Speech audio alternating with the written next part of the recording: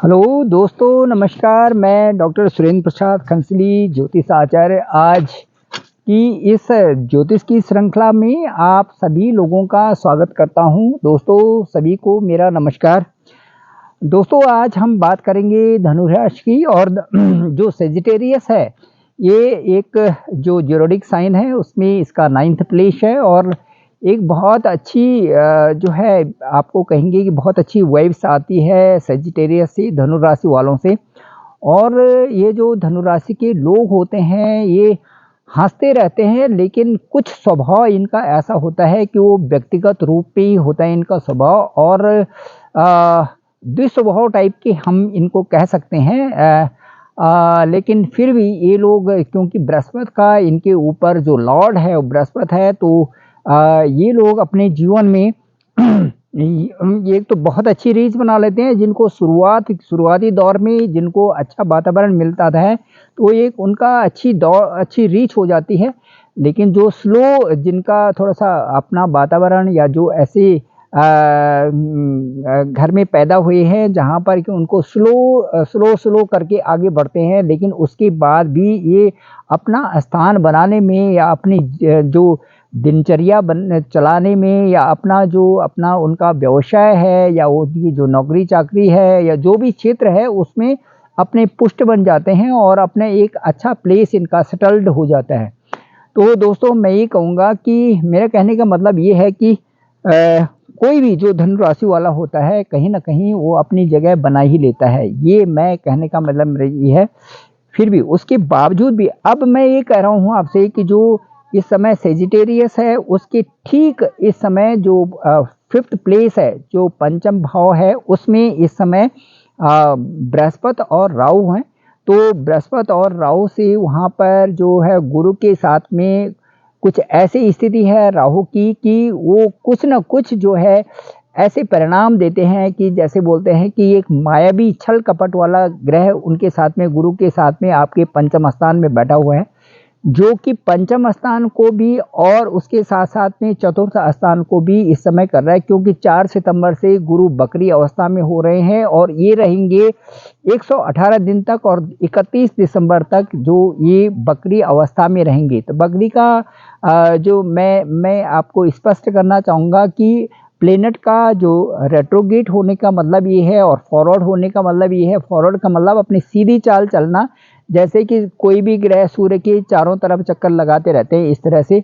और रेट्रोगेट का मतलब है कि जो फास्ट, जो अपनी गति से चल रहा है, वो उस गति में इस तरह से हल्का सा जो है धीमा सा वो आ जाना, और वहाँ से वो बिल्कुल हल्की गति से धीमा हो जाना, और वहाँ पे जो है वो उसके जो पीछे का हाउस है उसके रिजल्ट देना शुरू कर लेता है। तो दोस्तों, जो धनु राशि वाले हैं उनको जो 4th प्लेस है, 4th प्लेस के रिजल्ट मिलना शुरू हो जाता है। और 4th प्लेस जो धनु राशि से 4th हाउस है, वहाँ पर मदर का प्लेस भी है, आपका सुख का प्लेस भी है, आपकी डीलिंग का प्लेस भी है, आपका जो है ज़मीन जायदाद का भी है, आपका कई सारी चीज़ें ऐसी हैं जहाँ पे परचेज वगैरह भी आप करते हैं, ये सारे प्लेस है। तो वहाँ पर वो स्ट्रांग वो हाउस बन जाता है रेट्रोगेट होने के बावजूद भी, क्योंकि वहाँ पर जो बृहस्पति का पहले ही हाउस है, और उसी हाउस में जो है बृहस्पति रेट्रोगेट होकर के 4 सितंबर को जाएंगे और 118 दिन तक वहाँ पे रहेंगे। तो अपने घर में आदमी जब अपने घर में होता है, तो उसको अपने घर की जो खुशबू है वो थोड़ा अलग ही महसूस होती है। तो दोस्तों, वहाँ पे मदर का भी आपका पुष्ट है, आपका सुख भाव भी बहुत अच्छा है, और आपका जो मदर का स्वास्थ्य भी ठीक रहेगा, और आपको खुशियाँ मिलेंगी उससे। जो 4th प्लेस के लिए मैं कहूँगा कि वहाँ पर ठीक ठाक हिसाब किताब है। अब मैं ये कहूँगा कि जो 5th प्लेस है, उसमें जो हायर स्टडीज़ है, या 5-9 से जो देखते हैं हम, 5-9 से देखते हैं, उसका अपने आप में सही सामंजस्य है। लेकिन वहाँ पर जो भी कार्य करना है उसको आपने विवेकपूर्ण करना है, अपनी बुद्धिमत्ता से ही करना है। ये हायर स्टडीज़ में भी जो है, रिसर्च के फील्ड में भी है जो हैं, उनको अपनी जर्नल्स और जो भी राइटिंग्स उनकी चल रहे हैं उन पर फोकस्ड करके रखना है, तो उसका रिजल्ट तब अच्छा मिलता है। तो किसी भी प्रकार से जो रेट्रोगेट वाली स्थिति होती है उस समय एक ऐसी स्थिति आती है, और राहु भी वहाँ पर हैं, तो उससे एक ऐसी स्थिति आती है कि जिससे पता चलता है कि आप जो रास्ता आप चुन रहे थे उसमें कोई बीच में आकर के और आप उस चीज़ को भूल जा रहे हैं या उसको सही रूप में परिणित नहीं कर पा रहे हैं, ऐसी स्थिति वहाँ पर आ जाती है। इसलिए दोस्तों मैं आपसे कहना चाहूँगा कि अपने बुद्धि विवेक का इस्तेमाल करके और सही ढंग से आप पढ़ाई करेंगे, कंसंट्रेट करेंगे उसको, तो बहुत अच्छा आपके लिए रहेगा। और जो जिन लोगों का लव रिलेशन है उनको मैं कहूँगा कि वहाँ पर क्योंकि रेट्रोगेट वाली स्थिति होती है, इसलिए काफ़ी सवाल एक दूसरे से उठते हैं और वो एक उलझन सी पैदा होती है कि क्या करें और क्या ना करें, ऐसी स्थिति बनती है। तो इसलिए आप जो है अपने अपने हिसाब से, क्योंकि आपके तो जो गुरु हैं, लॉर्ड हैं, धनु सेजिटेरियस के जो लॉर्ड हैं वो जुपिटर हैं, और बृहस्पति गुरु होने से बहुत बड़ी चीज़ होती है, और उससे आपको विवेक जो है बार बार जागृत होता रहता है, आपके अंदर से आवाज़ आती है कि सही चीज़ क्या है और गलत चीज़ क्या है। तो जिसके साथ में बृहस्पति होंगे तो उनका मैं कहता हूँ कि जल्दी से ही वो एक चुंबकीय तरीके से वो अपने फिर उसी धुरी पर आ जाते हैं जहाँ पर से कि उनको सही रास्ता चुनना है। दोस्तों अब मैं बात करूंगा कि 4 सितंबर से और 31 जो दिसंबर तक जो रेट्रोगेट की स्थिति में जो बृहस्पति रहेंगे, जुपिटर रहेंगे, उनका 9th हाउस में क्या फ़र्क पड़ेगा। 4 महीने में आपकी लॉन्ग ट्रैवल भी हो सकती हैं, धार्मिक यात्रा भी कर सकती हैं, धार्मिक चीज़ों में आपका मन लगेगा, थोड़ा परेशानी रहेगी, लेकिन 4 सितंबर के बाद से पहले आप इन चीज़ों को सेटल करते हैं तो बहुत अच्छा रहेगा। 11th हाउस की बात कहूँगा कि बड़े भाई बहनों के साथ में आपका ठीक रहेगा, परंतु थोड़ा सा मिसअंडरस्टैंडिंग रहेगी, और आपके ऊपर जो उठने वाले जो सवाल होंगे उसके उनसे आप सही ढंग से आप उनका जायज़ा लें और उसी हिसाब से उनको सेटल करें या अच्छी ढंग से उनको चलें। अब मैं आपको बताऊंगा कि जो व्यापार है, बैंकिंग है, ज़मीन है, प्रॉपर्टी है, आदि पर आपका फोकस्ड होगा, हो सकता है, क्योंकि ये जो 10th भाव है और 11वां भाव है ये एक दूसरे से रिलेटेड होंगे, और आपका ये सारी चीज़ें अच्छी होंगी बशर्ते कि आप सही ढंग से स्पिरिचुअलिटी को लेकर के और प्रभु का नाम लेकर के सब चीज़ों को करते हैं। तो मैं कहूँगा कि आपके प्रमोशन के भी चांसेस हैं यदि आप सही ढंग से और विवेकपूर्ण ढंग से खूब मेहनत करते हैं, तो ये सारी चीज़ आपको मिलने वाले हैं।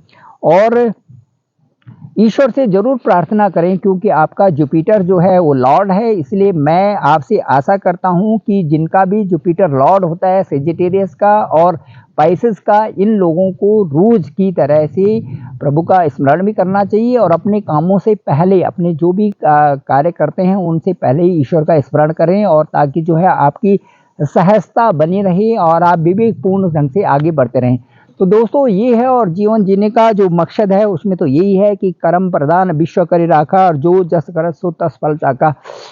तो इसी तरह से कर्मों की गति ही इस मृतलोक में है, और इस मृतलोक में हम जितना अच्छा रह सकते हैं और अपने कर्मों को जितना अच्छा बनाएं, मुझे लगता है कि उतनी अच्छी जो है आपकी लाइफ होती है, क्योंकि एक लाइफ मिलना और वो भी ह्यूमन के रूप में मिलना, मानव के रूप में मिलना, ये तो बहुत बड़ी बात है।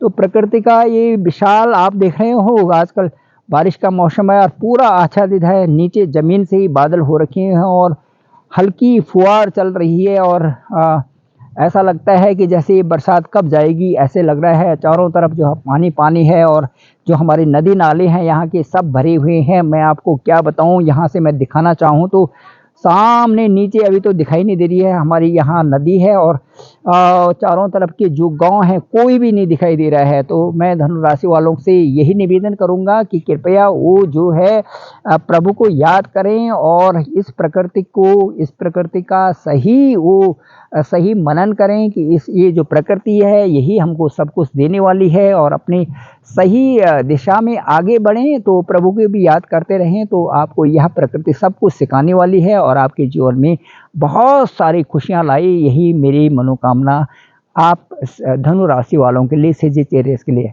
Thank you very much. मेरा डिस्क्रिप्शन पे नंबर है 9868280191। मैं डॉक्टर सुरेंद्र प्रसाद खरंसली। मेरे चैनल को आप ज़रूर सब्सक्राइब करिए, लाइक करें, कमेंट्स करिए और शेयर करिए, और मैं आपके लिए ज़रूर आगे जो भी उत्तरोत्तर जो भी ब्लॉग्स बनाऊंगा उनमें आपको इसी तरह से सजेस्ट करता रहूँगा। कभी भी किसी भी समय मेरे आप अपनी कुंडली के विश्लेषण के लिए, एनालिसिस के लिए कभी भी मुझे कॉल कर सकते हैं। मैं कोशिश करूंगा कि आपके प्रश्नों का ज़रूर सही रूप से आपको जवाब दे सकूं, और आपके जीवन के लिए प्रशस्त होने के लिए आप ईश्वर से कामना करता रहूँगा। Thank you very much.